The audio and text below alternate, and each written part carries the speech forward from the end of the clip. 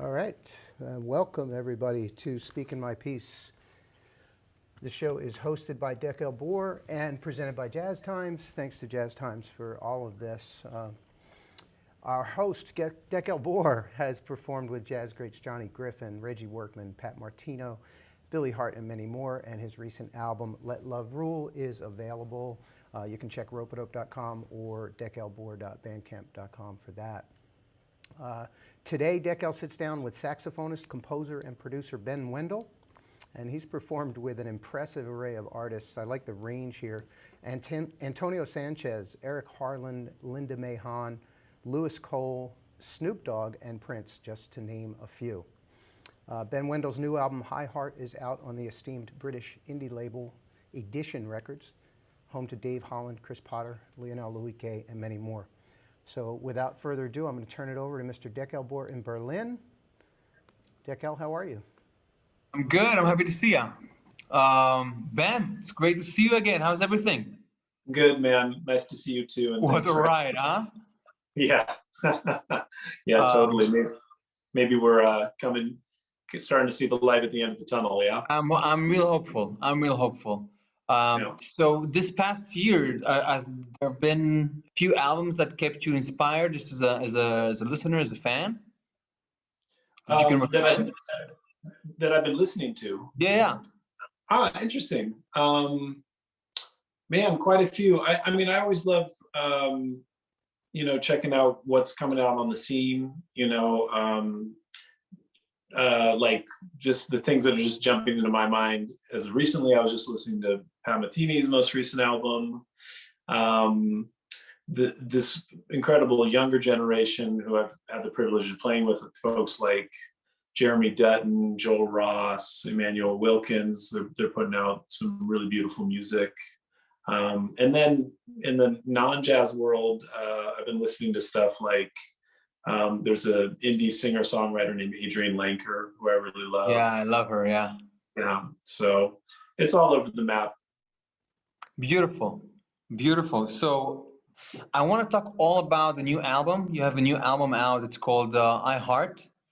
It's one of my favorites in a long time. We're going to see it in all the best of at the end of the year and all the Grammys at the beginning of next year. And I want to delve just into the process behind it. It says a very, very unique, in the most incredible Ben Wendel way about it. And I just wonder what was the process like? I mean, I can hear that many of these started just you at a piano, but what we hear at the end of it is so evolved. Like, this is not a couple of guys reading off a page here. This is just really, really, really so well thought out and so well, I mean, so deeply done. So anything you can share about that? Just the process from what's happening in your brain to what we hear on record. Thanks, Dekel. Maybe you want to just go on tour with me and just be my hype man? Because I go around, I love it, man. For me, the writing process is a mixture of things. I'm always thinking about the individual players. So when I was writing this music, I was thinking of those specific musicians involved: Gerald Clayton, Shy Maestro, Joe Sander, Nate Wood. I gotta ask you about Michael Mayo. I mean, he's sensational. Yeah, Michael's he came into my life in a very organic way. I'm so glad he reached out. When he came to New York, very soon after he came to New York, he just reached out. He emailed me, and he said, "I'm new to town." I already kind of knew about him because I know he had done the Monk Institute, and I said, "Yeah, come on over, let's play." And he came over with his effects rig, and we just improvised freely for about 2 hours, and there was just an immediate connection. And obviously, within 5 seconds, I knew I was playing with a master musician. And I've never had vocals on any of my albums, and but the moment I played with him, I just thought, oh, okay, here we go. Was vocals on your radar as far as your own music beforehand? Because I remember when just when I was mixing my own album, I sent you a couple of things, and the first thing you asked was who was the vocalist, and I mean that kind of, I remember that. So Yeah, I mean, was having vocals on your own thing like planned before then, or it was just coming out of that meeting with Mayo? it kind of, he definitely sparked that idea, because I was interested in doing something with a vocalist, but maybe not having words. And sometimes I write pretty challenging music, and he's an instrument. He is absolutely an instrument. He can improvise and sing lines like anybody. And Yeah. so I just saw the potential of what he could do. And then also he's so well integrated with his effects rig, and I also saw the potential of that, like how he could really bring that sound into kind of like an electroacoustic project. So it just kind of happened organically, and like kind of all of it did. Like even the idea of using Gerald Clayton and Shai Maestro having two piano players, that came out of seeing a gig where they actually did a double trio gig where they played at the same time with the rhythm section, and it was incredible. They just fit perfectly, like two Lego pieces or something. These guys have serious ears. I mean, yeah, and so humble and just serving the music, and so that even there, I just thought, oh, okay, this is great. I can get that sound with two people and see how they interlock and interact. And they really think kind of in an orchestral way, in a chamber way when they're playing together, and it was exactly what I was hoping for. So this album, I think, is the in many ways the closest I've ever gotten to like having a sound in my head and then just choosing the right musicians with the right aesthetic to execute the music and really just do what I was hoping for. So I was really happy with that. I do must say that as amazing as Michael Mayo's abilities, I feel the two of you has reached such an emotional impact together as the two voices up front. I mean, it's really unbelievable. Anyone who hasn't checked out the album, it's unbelievable. So walk me through the process. You're writing at the piano, and then what happens? Because this thing doesn't sound like, I mean, it sounds like oh, it's one of those things where it was born. It wasn't like made. Well, I mean, I think, right. I in my mind, the artist path, the artist journey is we're just spending our whole lives trying to distill down the things that we love, and then as best we can with the skill that we have, express them through our art form. So what I'm trying to do with each album is just be more and more me, like in my vision of the world. So if you knew how I was raised in my childhood was having an opera singing mom and having a lot of classical musicians in my family. I didn't know this. So did I. My dad is a classical musician. There you go. So really having that aesthetic in my house, playing bassoon, playing in the orchestra, but also playing in the wind ensemble and in the jazz band. And then I had a neighbor who was a huge jazzophile, and he was giving me Coltrane and Bird and Charles Mingus.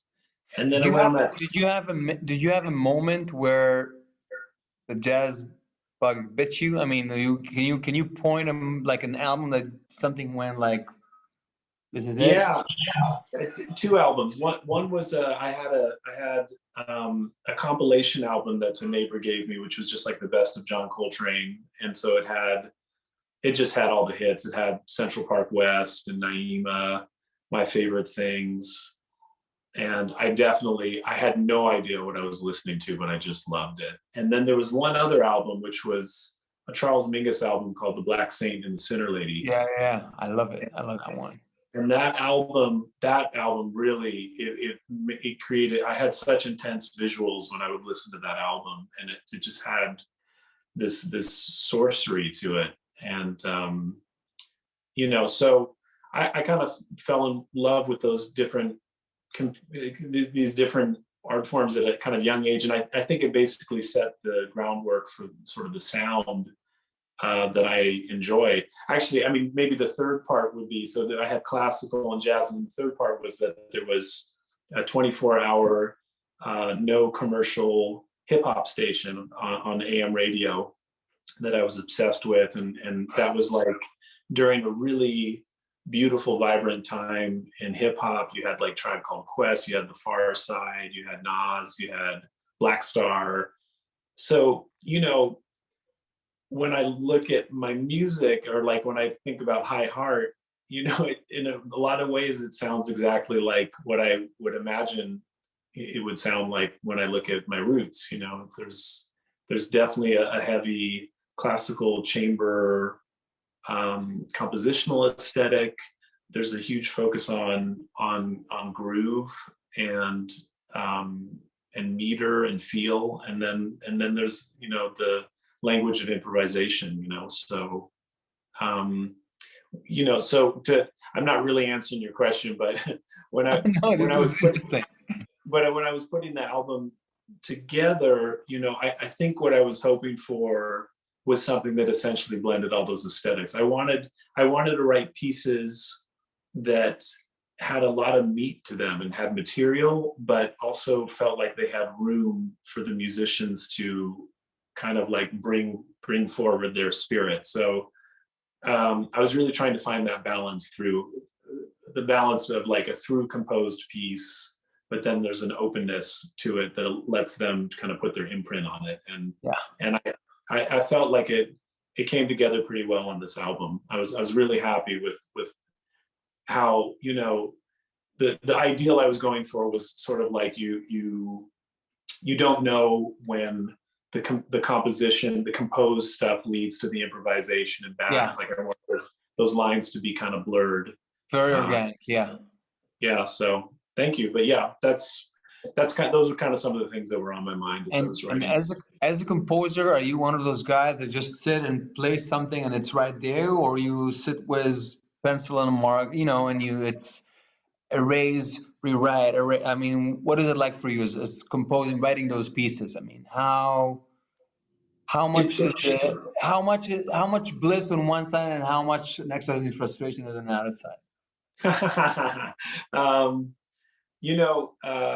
The process changes over time. This one, I knew that because it's a 6-piece group, and I knew that I was going to do a lot of interlocking parts. I knew that I was going to hit a wall in terms of like what I could actually do on the piano, because I'm not a piano player, and I didn't want to get too stuck in like Sibelius finale land.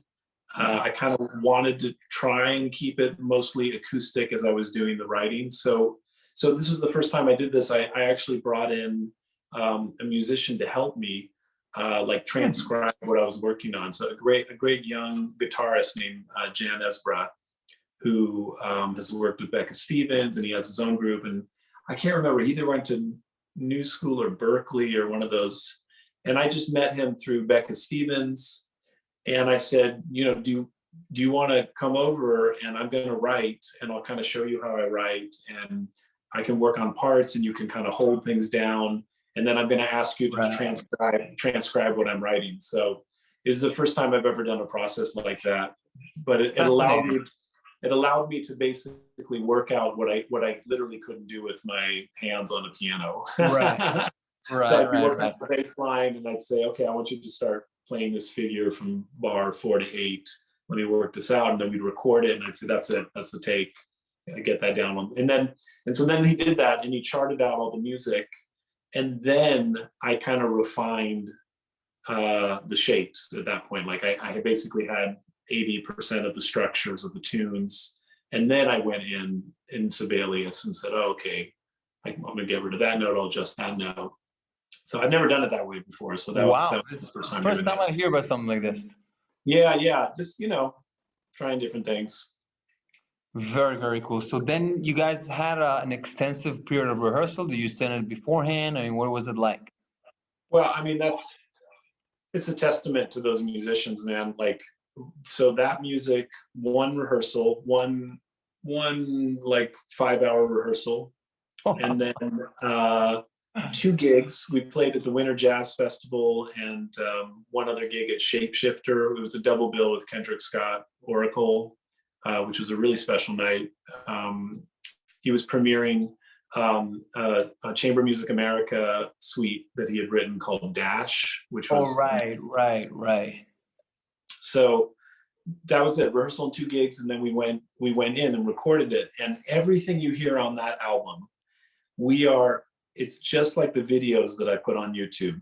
We are all in a room in a circle, no isolation, no headphones, no overdubs, no overdubs, no fixes. So they're playing this insane music with like, there's no going back because everything was bleeding into everything in terms of the audio. So those guys were just, that must have been part of the magic of why this thing sounds so, it envelops you in a way, in so many ways. I wanted that. Yeah, I deliberately wanted to do an album with no headphones, no separation. I really wanted that. And it's a testament to Nate Wood, the drummer / genius of everything. I mean, not only does he play bass, drums, that guitar, guy is out of this world. He also, many people don't know this, he's also an incredible engineer and mastering engineer. So I went to him and I said, I want to set up a studio in a completely blank, empty room. Can you do it? Do you think you could? What? Just where did you guys do this?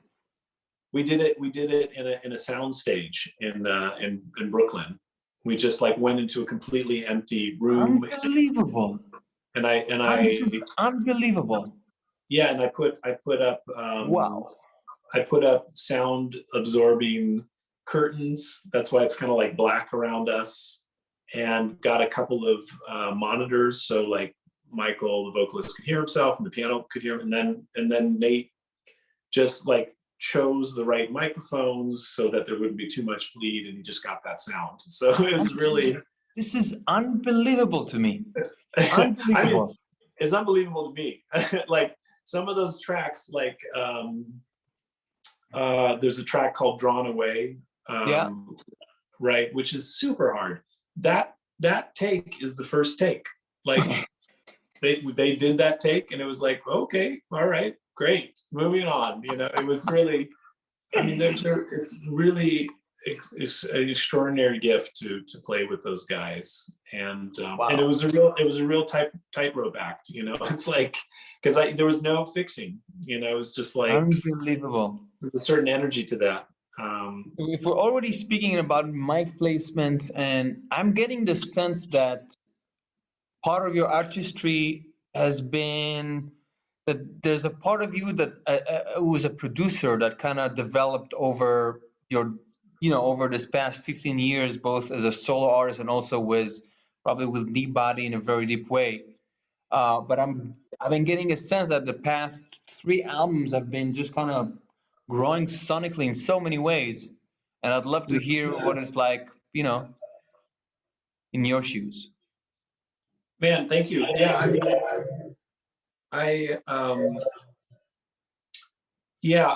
I've been producing more on the side for different artists, not just jazz artists. Like I've worked with like folk Americana artists and electronic musicians and stuff like that. I've always been really interested in the big picture when thinking about sonics, and also, I love that stuff. I love knowing the microphones and what it's going to sound like and what kind of, and if I use this compressor or this delay, what's that going to do? So, and I've had a really long friendship with Nate through Knee Body, obviously. And I've learned a lot from him, and we've had just so many hangs where we'll listen to an album and we'll say, why does this sound the way it does?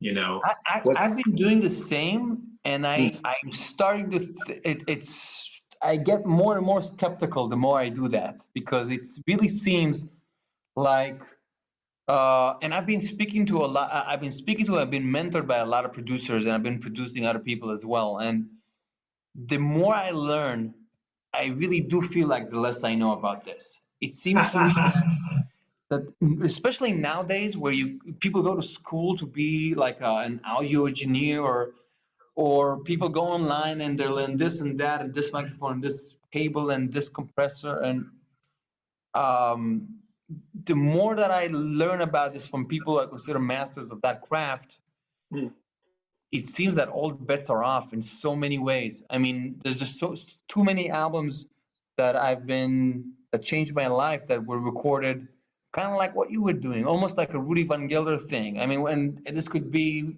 Beck's album, this could be Nirvana. Actually, Nirvana is not a good example, but there's not where you hear like I spoke to the guy that produced the Nirvana album, and he says Yeah. there's almost no outboard gear, almost nothing at all. It's all mic placements. Yeah. Which is Yeah. why I'm blown away by what you guys did. It's I could never imagine that was the scenario.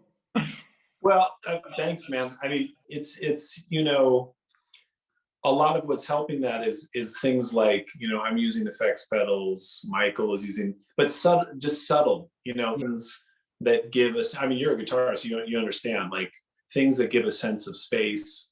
And then through conversations with Nate, who mixed it, we had those kind of conversations, like how can we create a certain kind of ambience where we're doing things that are maybe not entirely of acoustic nature, you know, can we put a subtle delay here? Can we, you know, just to give it this kind of. Let me ask you the question that no one wants to answer. Okay. How do you feel about acoustic versus electric versus soundscapes in jazz right now? It really seems, I'm as you said, I'm a guitarist, so I can play Grand Green records all day, but it really seems like for our generation that we kind of have to create a new frontier for ourselves within jazz. I mean, you know, there's that famous quote, jazz is the music that jazz musicians are playing in the time that they're living in. You know, it's just a reflection of who you are and what you grew up with. I mean, I grew up with the birth of hip hop, the birth of modern EDM, with Nirvana, with Radiohead. Like that's what I grew up listening to. So like, why wouldn't I incorporate those sounds? You know, there's no reason not to. It's just sound. You know, it doesn't bite. You know, so I think there's, you know, what I love so much about this art form is that it envelops and welcomes any and all influences and any sounds of any cultures. And if you, you know, if you can do it in a way that is honest and organic, then I think exactly. I feel that this art form, anything that you do that is deeply authentic, would kind of work. Yeah, I mean, I think in a way that's one of the main tenets of this art form, you know, like kind of like what I was saying earlier, this idea of the artist path of using music and this art form as a key to self-discovery and kind of getting further and further to the essence of who you are and how you want to experience life, you know. So part of that is technical, and part of that is expressing your love of sound and the albums you listen to and the musicians that you admire. And then part of it is, you know.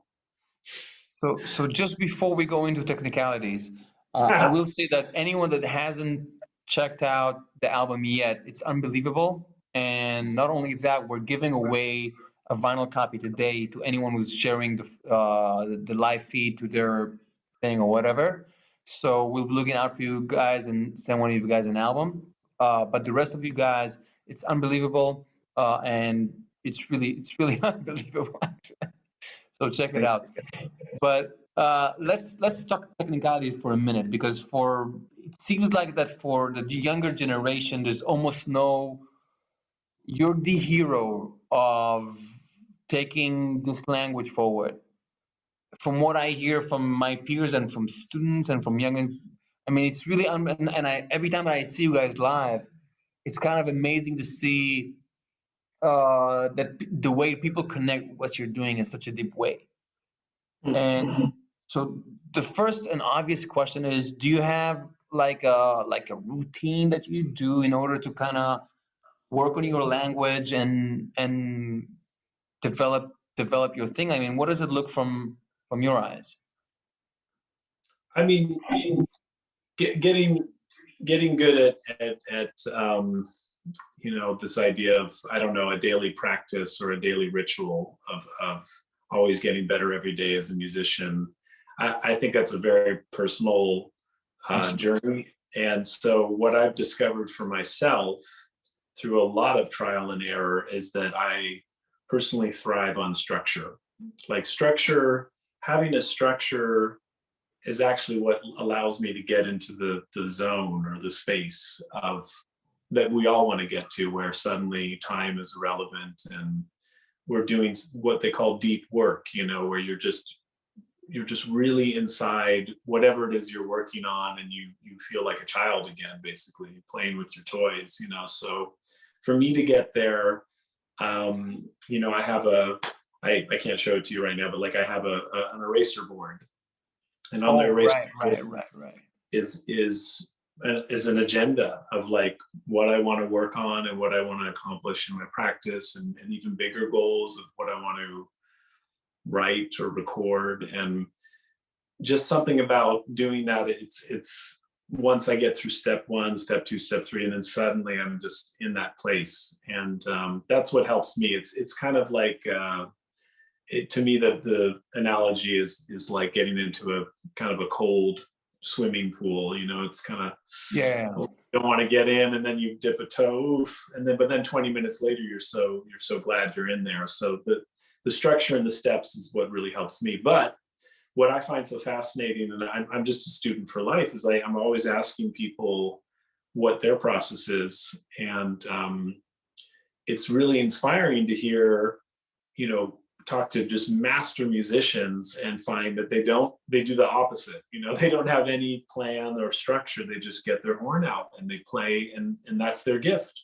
They, through doing that with no planning, they're able to work through, you know, their roadblocks and just become greater and greater.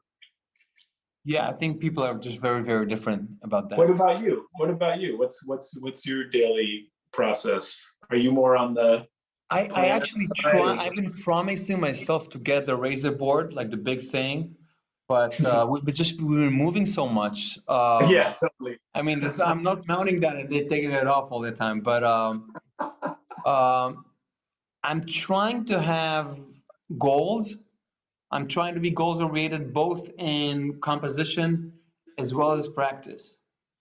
But it seems that my mind is really, you know, no matter what I try to do, goes exactly the other way. I mean, it seems to want to take detours, and it seems to just, yeah, you thought it's gonna be this, but it's not about that at all. It's about this other thing today or tomorrow, or so I really find that as a composer, I can write whatever comes out. There's no way for me to really, I'm not really able to have direction over it.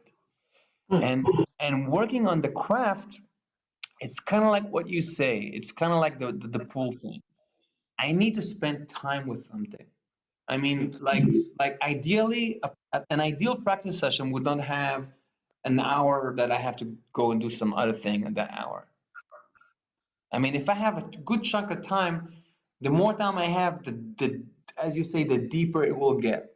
Because sometimes something happens to me if I would play the simplest rhythm changes in B flat in slow medium, something happens only after 30 minutes of playing the same improvising over the same thing that really opens new things for me. Yeah, I mean, that's a great example of what I'm talking about. Just everybody's process is different. You like kind of what you're talking about reminds me a lot of hearing interviews with Michael Brecker, where I'm not to say this is you, but like just he described himself as kind of a slow learner. Like what helped him was just like, I'm going to work on one idea very deeply and just kind of sit with it. And that's kind of how I work. Like I can't work on 10 different things. Like I want to just spend time with this one idea and get to the bottom of it, So it's just interesting how everybody has a different process. Absolutely. Absolutely. But what I mostly find is that I need time. Like I'm not one of those guys that can have 1 hour a day or one, that's never going to work. Yeah. So let's talk about, uh, if I talk about the heroes of our generation, the generation before us that kind of paved the way, there's no one that I can think of that kind of absorbed that language more than you and took it in a very personal way on the saxophone, really. I'm talking mainly about Redman, Turner, Potter. I mean, what was it like for you as a lover of music and hearing it, and Jen, kind of like what did it take you as a fan in order for it to kind of find its way into your thing? I mean, those guys. I have so many heroes at this point, but there's something like I will just never get tired of the gift of being able to hang and speak to those master musicians and glean a little knowledge off of them. And that's really what this thing has been about. I mean, it used to be that you could just hang and ask questions, and I would find my way to kind of go to the next level, or and then and just by hanging with a lot of, before a gig, after a gig, on a session, after a session, dinner after a thing. And when I was working on the next album, I find myself wanting to really take a leap on this one. But I felt myself stranded in Berlin with kind of no one to really interact with. So we kind of started this, just so I could, you know what I mean? It's just. Well, I mean, I'm sure this has been an amazing journey for you, because you've been talking to just such an incredible wide array of master musicians. So it's really, bravo. Absolutely. It's been very. But yeah, like, to answer your question, it's I always say I really think of music as like a continuum. So when you're talking about the generation before us, the generation after us, like we're just all so interconnected. And you said it right. It's true. It's like we live in a house that was built for us before us. Like they paved the way, and the best way to honor that is to love what they did, and to respect it, and to just learn it as deeply as you can, but then do something different. Yeah. But I really feel like music is the great equalizer. Like that didn't make as much sense to me when I was 20. If I remember experiences of being in my early 30s, and then like a musician that I deeply admired would like come up to me and say like, "Hey, can we hang? I want to kind of ask what you're working on." And I would be like, what? Why are you asking? You're done. You figured it out. And now being older, it's like, oh, totally, I get it. Like I just want to talk to anybody and it's not just the people that are generations older, it's the younger generations too, that have so much talent and fire, and saying, what are you doing? How are you looking at this? How are you conceptualizing this? And you just see that it's this beautiful circle, in a way. Absolutely. But I will say that almost all of the masters that I got to spend time with, the thing that blew my mind the most was the curiosity. I mean, it was. Well, that's the thing, right? It's like all of these people we're talking about, they're working harder than they ever have at music. Absolutely. You talk to Mark and Chris and Josh, and they're just like, I got so much that I need to work out, and I got to shed on this and that. And it's just like, it's beautiful, just like this lifelong hunger.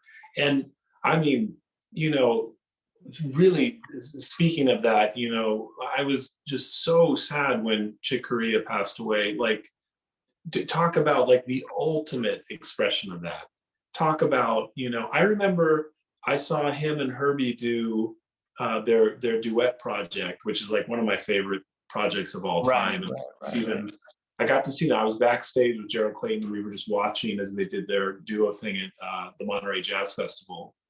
And of course, it was just incredible. And we were remarking on, you know, wow, like here they are in their 70s and 80s, and they're playing the best that they've ever played. Like, it's not like their best days are behind them. Like, it's everything is a summation of all their curiosity and drive, and it just makes them even better, you know. And then they got off stage, and then I was just like a fly on the wall watching them talk. And Chick was like talking about all these things he wanted to do. I'm writing a concerto. I'm doing this. I'm doing that. And we gotta work on that. And you know, and it's like, wow, you know, with everything that you've done. It was like, no, like he was like just so much fire there. If we look at the discography that is just so culturally rich, I mean, it's kind of unbelievable. It's awe-inspiring, it's intimidating, it's everything, you know. And but anyway, all that to say that all these musicians that you've mentioned and all the ones that you've interviewed, it's like that is the one thread that connects them all. Is they never stop. They that curiosity is just there, you know. They keep going. It's super inspiring because, I mean, man, you know, to do this, if you're lucky enough to do this for 60, 70 years of your life, to just keep pushing and keep working on music, that is a real feat, you know. And so that's also a real gift.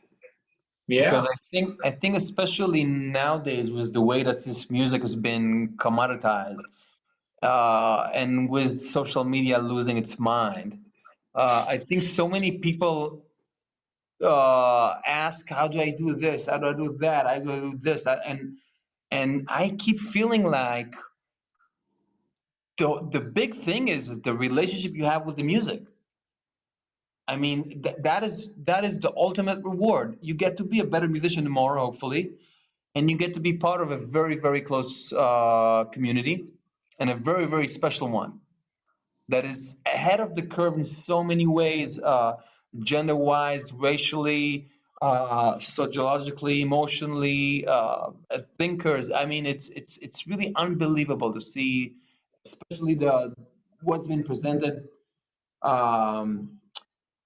2, 3, 4 generations above us. I mean, it's mind-blowing.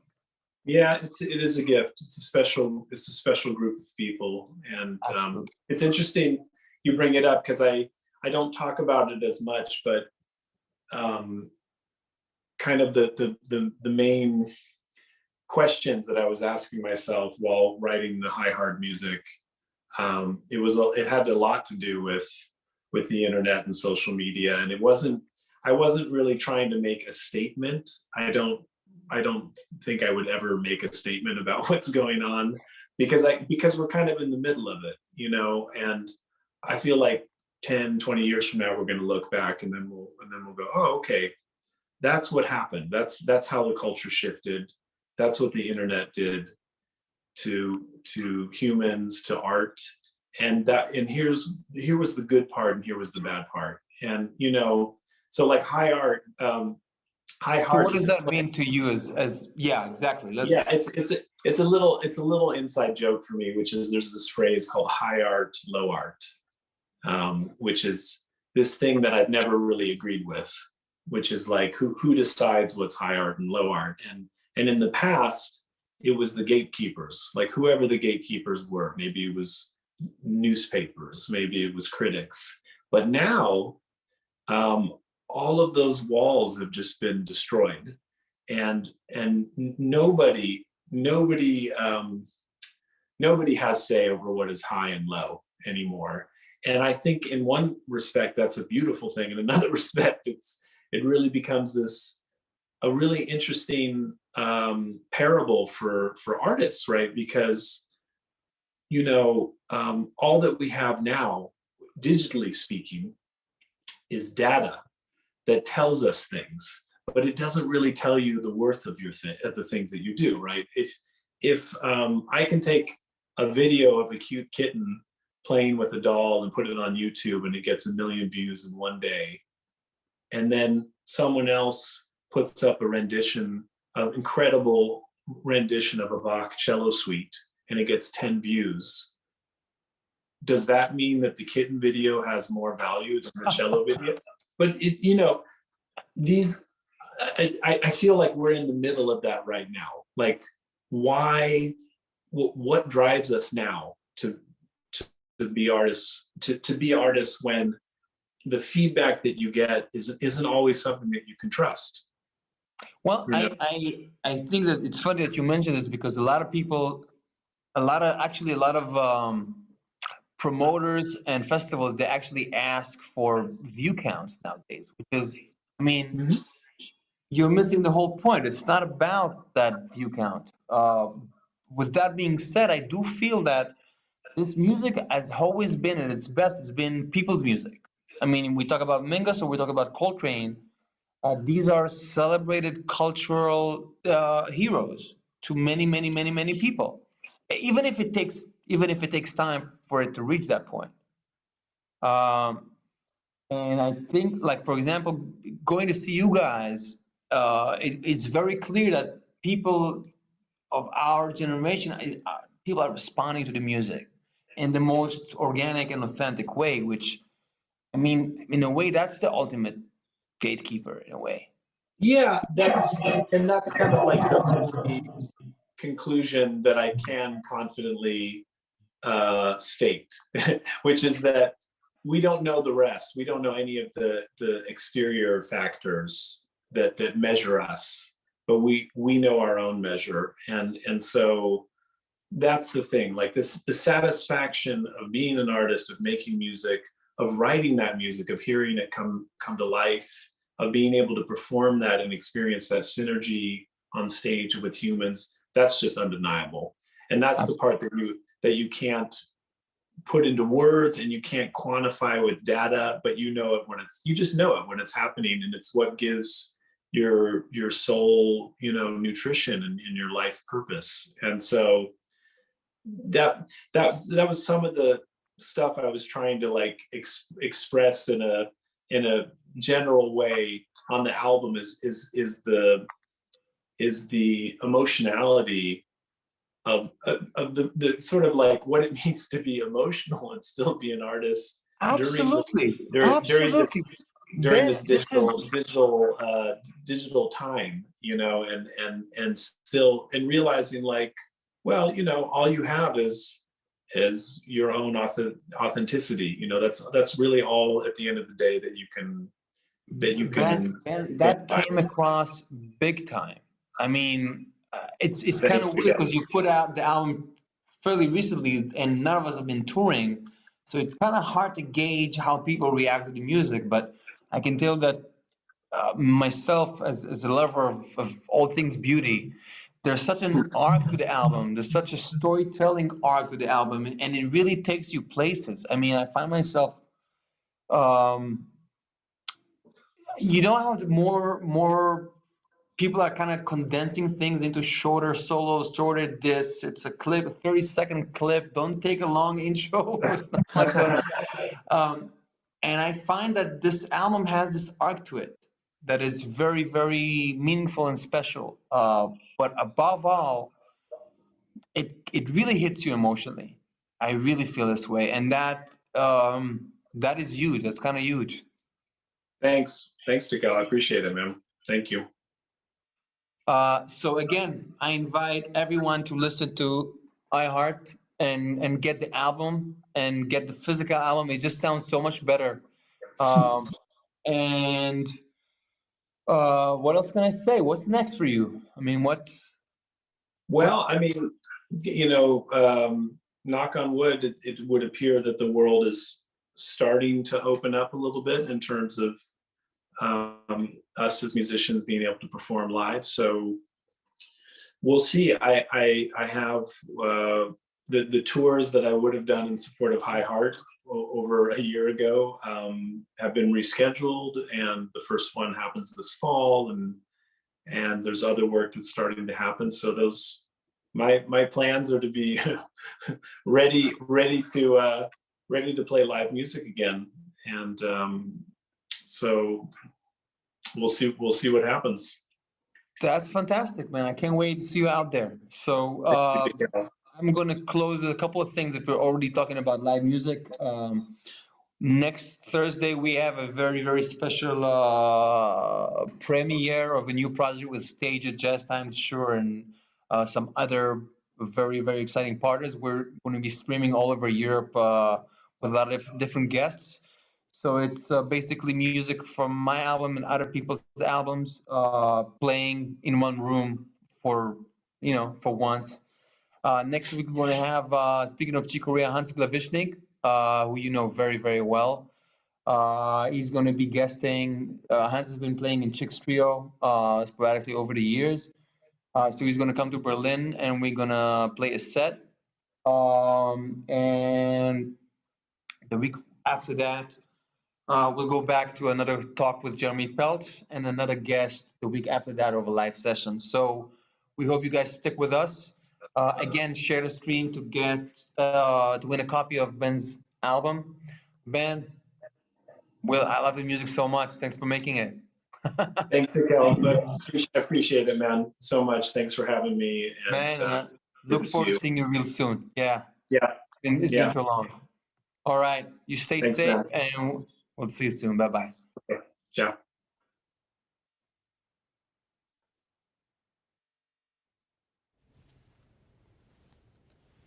All right, you are clear. Just watching my stream. I got to make sure I turn it off.